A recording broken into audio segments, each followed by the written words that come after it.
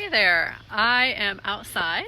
I thought I'd try this today. It's really nice out and it's cloudy, so I might not be completely blind. I'm pretty light sensitive, so if I do have to close my eyes or turn away, we'll do that. But it looks like it'll be okay. So here we are live. This is outside of my house. You can hear all the birds and everything. It's really quiet right now because my kids are both at school. But I wanted to talk about something really important that I was talking with a couple people with earlier this week, and that's about when you're too scared to write your book. Uh, Sometimes you know you need to write, and you want to get it out there. You have this huge desire to share about your business, to share about your processes, build your brand even bigger with that book. But maybe you're just too scared to write, and I know that seems silly if you're already out there, but once you sit down at your desk, that does happen. And one of the reasons that we were talking about, I need to get a selfie stick, I think. One of the reasons we were talking about was, you're scared to let other people read your book because it's permanent. A book is much more permanent than this Facebook Live video, for example. You're putting yourself out there and you're putting your name on it. So people will be able to get a hold of it anywhere, and that can be kind of scary.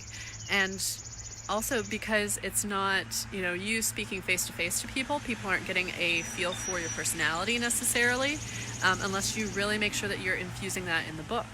And that can be scary. I know I've had blog posts misinterpreted, I've had magazine articles misinterpreted, so I've been really careful about making sure that my meaning is very clear, that I am speaking from the heart, that I'm looking at it from a tone of educating people.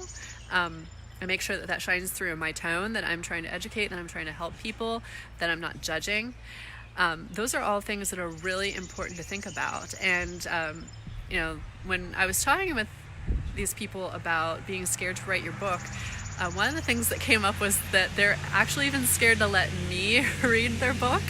And I consider myself to be an ally to business owners who are writing. I share about your books. I share about, everything wonderful that you're doing. And everybody knows that whenever I'm helping somebody with a book, I'm always cheering them on. So it was kind of surprising to me that they would be afraid to let me read their book. But I think one of the reasons why is because, whenever we're in school and we're doing stuff, we're writing papers in class, you give it to your teacher, and, they mark it up. They put some red lines on there, which, we are all afraid of the red lines. I've experienced that myself. But when you do that and you get this paper back and you see it, you don't see it as, ooh, this is something that's going to help me be a better writer. You see it as, I'm being corrected because I'm wrong. And you're not wrong. You wrote what you felt like writing, and the teacher was trying to help you make it better. They were trying to say, hey, try this, do this. This is going to make it even better. It's already good. This will make it an even better paper. This will help you get your point across better. This will make it clearer.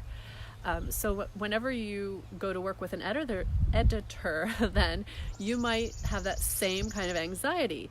Oh, is she going to mark it up? Is there going to be a lot of red? Are there going to be a lot of comments? Will I have to change a lot of things? It's not just that you'll have to go back through and make changes. It's that you're wrong. And you're not wrong. What you wrote is great. And I know that already because you're writing about something that you're very passionate about.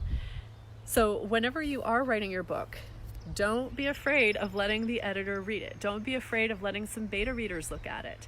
I know that, sometimes you're revealing some of the deepest truths that you have, or some scary moments in your life or whatever, but you can't look at it like, are they going to tell me I'm wrong? They're helping me.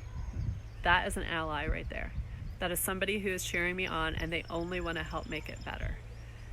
So whenever you are doing your book, try to keep those things in mind, because if you don't, then you end up completely paralyzed, sitting there thinking, oh my God, I'm going to be wrong, I'm going to be wrong, I'm going to be wrong. That's not the case at all. And I want to tell you, whenever I edit books, I don't mark things up and, look at you like, I'm angry and you're wrong. I actually put a lot of comments in there that are helpful in other ways, like, ooh, I'd love it if you expanded on this. I'd love to hear more about this. This is fantastic. This made me laugh. I really get what you're doing here. What a great example to help people want to come back and work with you.